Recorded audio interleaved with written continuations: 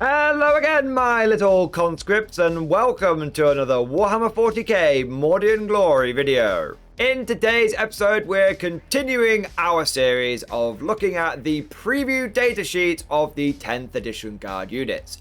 This time, we shall be casting our critical eye over everyone's favourite Star Wars ripoff, the Scout Sentinel. This all-terrain Scout Walker is a classic one of the Astra Militarum and an absolutely iconic unit for the faction.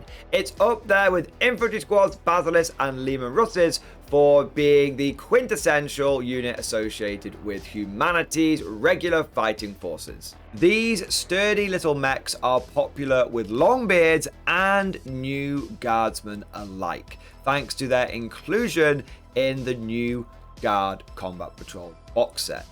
As a result, many people are anticipating what the datasheet of the Scout Sentinel is going to look like. Will it maintain its previous high standard from the 9th edition book, or has it been laid low? Well, my fellow soldiers of the Emperor's true finest, the Scout Sentinel is looking very spicy indeed. If you already have some of these in your collection, you can breathe easy. And if you don't, you're going to want to snap some of them up as quickly as possible. With an overall improved stat line, better weapon systems, and interesting abilities, it's not hard for me to say that the Scout Sentinel is looking like a top tier unit for the Guard. Mordian Glory, I hear you cry. Stop teasing us with these vague details. Stop edging us with these vagaries. Give us the deep dive. Well, you know what? Without further ado, let's mount up, roll out, and stomp right into today's episode. So as is quickly becoming a tradition with this series of videos, the first thing I want to do is give you a quick overview on what the hell the Scout Sentinel even is. Basically, it is the light armor, fast-moving vehicle of the Imperium, used often in a recon role, but with enough firepower to go after enemy units and vehicles. If you're familiar with real-world military, think of it as kind of like the AMX-10 that the French use. It's got a pretty big gun, it's pretty fast, but it's not particularly tough. Traditionally, both in the lore and on the tabletop, the Sentinel is used to harass and annoy enemy forces, sometimes conducting flanking maneuvers, other times plunging into enemy formations before quickly retreating. But the moment that they get into a stand-up fight with some proper armor, like a Lehman Russ or an enemy Chaos Predator, they quickly get blown apart. One often underappreciated fact about the Sentinel is it has a lot of pedigree. This is a venerable unit. It's been around for a long time. In their first iteration, they were an entirely metal kit. They looked kind of goofy and they came with Space Marine assault cannons. GW quickly moved them over to a plastic kit, but even then they were relatively limited, and it wasn't until we got to 3rd and 4th edition where we started seeing them with the smorgasbord of weapon options that we've come to associate with the Walker. And most recently, in 9th edition with the Old Guard Codex, they got an entirely new makeover, radically upscaling them, making them look much chunkier, and generally improving the overall look of the unit, bringing it in line with the more modern aesthetic of the new 40k. But that's enough of a trip down memory lane for the time being. Now let us focus on the present. What does the Sentinel look like in 10th edition? And let's begin by taking a look at that basic stat line. And right out of the gate, we've had a slight nerf. Mordian Glory, you lying cur, you cad, you whoresome knave. You said that the Scout Sentinel's overall profile had improved at the beginning of your video. Lambast him down in the comment section, viewers. Lambast him. Hang on, wait. Whilst it is true that the Scout Sentinel's movement has been reduced from 12 inches down to 10 inches, the rest of its profile is looking very tasty. Firstly, it's managed to keep its toughness of 7, which is good. It means that it's tougher than things like Venom and other light armor that we've seen for other factions. Secondly, its save has improved. It now has a 3+ save as standard.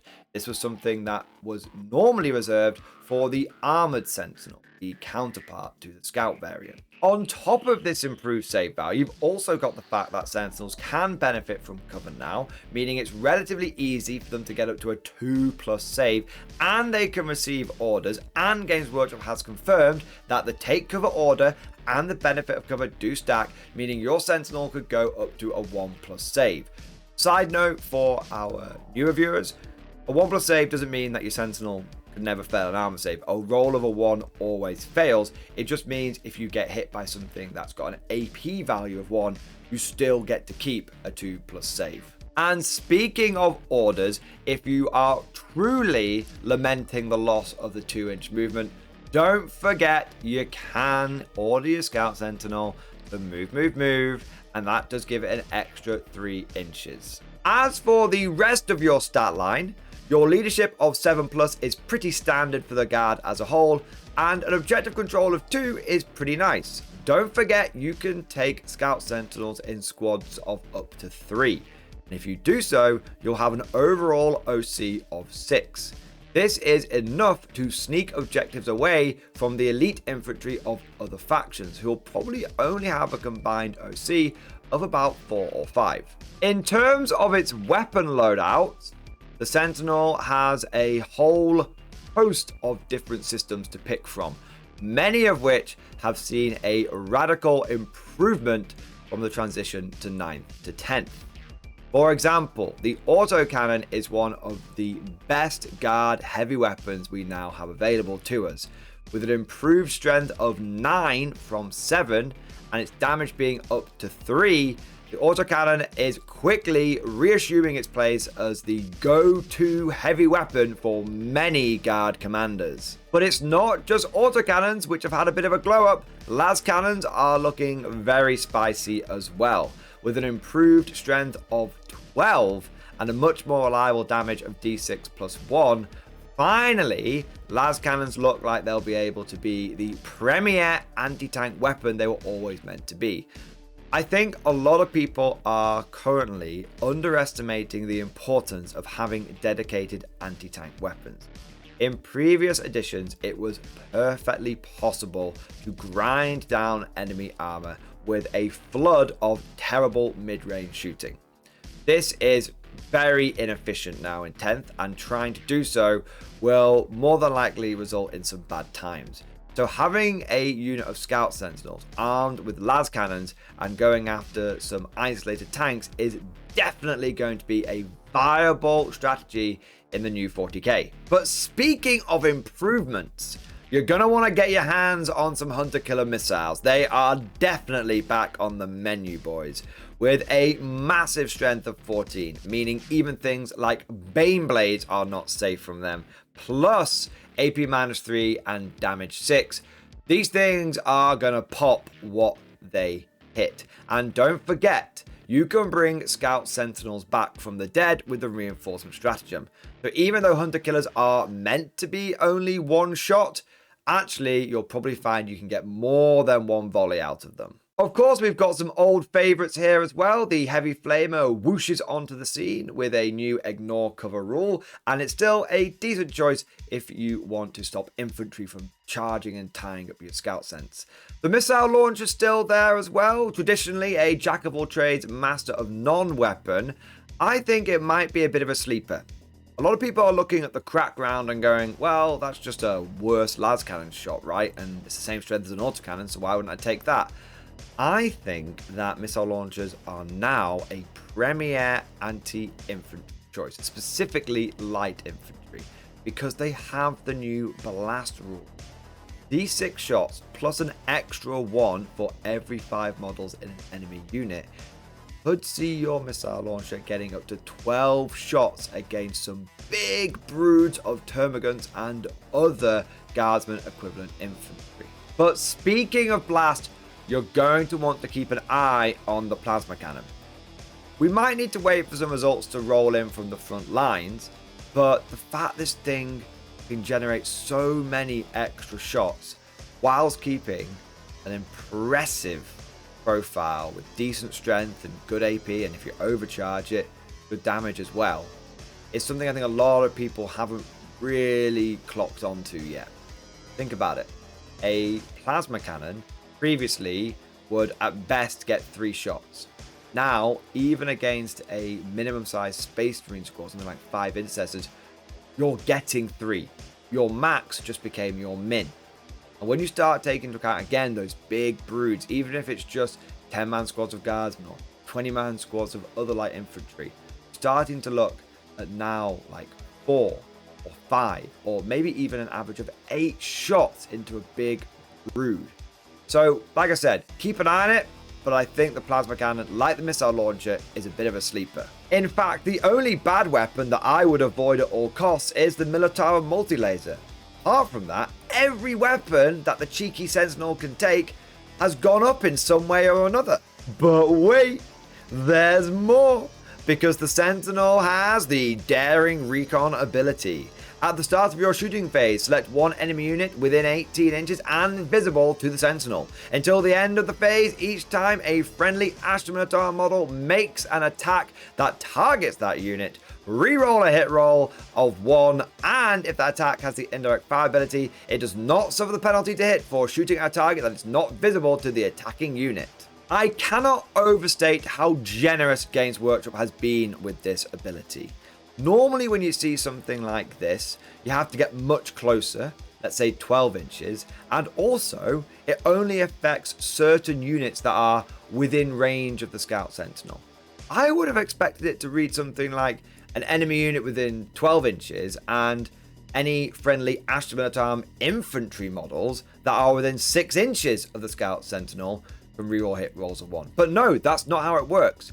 As long as your Scout Sentinel is within 18 inches, which on these smaller 40k boards is a big distance, every other unit in your army, no matter where it is on the board, gets reroll 1s against it. And if that includes things like basilisks and field ordnance batteries, those things that are going to be hiding at the back, out of line of sight, lobbing shells into the mid-board, then you don't even need to worry about suffering the -1 to hit. And not only that, but you can stack Daring Recon with things like Take Aim. So suddenly, your Basilisk, which at a base level should have been hitting on a 4+, and if it stays still, it gets heavy, so it goes to hitting on a 3+, then it's firing indirect, so it goes to hit back on a 4+. Suddenly, all of that shit's out the window. Your Basilisk is going to hit on a 4+. Thanks to Daring Recon, it gets to ignore the indirect fire nerf. So when it stays still, it just gets to hit on a 3+. And then Take Aim doesn't give you a +1 to hit, it improves your base ballistic skill by 1. So Take Aim and Heavy stack. So a Sentinel supporting a squadron of Basilisks will make those Basilisks hit on a 2+ re-rolling 1s. Truly, the old Dawn of War voice line for the Basilisk, "Shatter their skies," has never been more true. Interestingly, most people have been focusing on the core ability for the Scout Sentinel to do a pre-game move of 9 inches forward. I actually have very little interest in that. It might be a nice tool to have in the toolbox, but for me, it's all about Daring Recon. How I plan on using my Scout Sentinels is never leaving home without 3 individual ones in my list, each one supporting a flank, the left, the right, and then also have one in the middle as well. This will allow me to designate 3 enemy units a turn with Daring Recon, giving me loads of rerolls army-wide. Being able to delete 3 enemy units a turn is more than enough. I ain't greedy. And also, combined with how spicy our artillery section is looking, I'm going to be bombarding them back to the Stone Age. I know that's a controversial take. I know a lot of top tier players are going to be saying, Morning Glory, you're a fool. You have no idea what you're going on about. Move blocking is key. It's so impactful. True. I'm not denying that. But with the Scout Sentinels, I just feel like move blocking your opponent for a turn could be like an inconvenience. But having 5 turns, keeping your Sentinel safe, and just getting army ride reroll 1s, in addition, which supposedly reduces the amount of rerolls, and just completely undoing the indirect fire nerf, is going to have much more of a cumulative impact on that battle than just delaying your opponent for one go. Of course, all that and everything else we've discussed in this video is just like my opinion, man. Let me know what you think down in that comment section below. Are you going to be Team Yeet, sending your Scout Sentinels right into the heart of the enemy formations from the beginning of the game? Or are you going to be Team Cautious, taking advantage of daring recon and calling down fire missions throughout the game? Let me know which side of the fence you fall on down in them comments. And of course, if you've enjoyed today's video, don't forget to smash that like button and also subscribe to never miss an episode. And if you found this whole thing particularly fun or informative, please consider becoming a channel member or patron. By supporting the channel, not only are you helping us create more videos here on the Mordy and Glory channel, but you will also unlock a whole bunch of perks for yourself, including access to the Mordy and Glory Discord server, an online community with over 1,500 active members. It's always popping off in the MG Discord, and we've got channels for discussing army list tactics, new 10th edition stuff, and of course, it's got a pretty spicy meme section as well. And I just want to take a moment to say a big thank you to all of our latest members. So thank you to Joe M, MP Bros 20, Robbie Mintz, Hand of Banath, Sam Richardson, Matthew Manty, Dr. Gun Go Pew Pew, Christopher Jackson, Noswell X, Go EA, Ely, Man, Millen Cora, James Hewitt, C. Wolanski, and John. I also want to shout out the latest Patreons as well, so a big thank you to Jeffrey Hill, Digit, Heartsick Ruben, DA Ware 7, Ewan Furs, Jesse Tucker, Jonathan Vega, Franz Calamari, Michael Straub, Legendary Hot Dog, Capusa, and Strigoi Gold Queen. And last but certainly not least, I want to take the time to say a special thank you to all of my top tier Patreon supporters. These are the War Masters, the people who have truly gone above and beyond the call of duty. So a massive thank you to Alan Blunt III, Bon Vert, Mark Panconi, Ross Miller, Swordfish Trombone, John Stubbs, Diesel Fox, and August Barney. Thank you guys. Your incredible and generous support makes a huge difference, and it's a big part of how I'm able to do more Doom time. Hope you all enjoyed today's video. Thank you for watching, and of course, as always, I'll see you guys next time.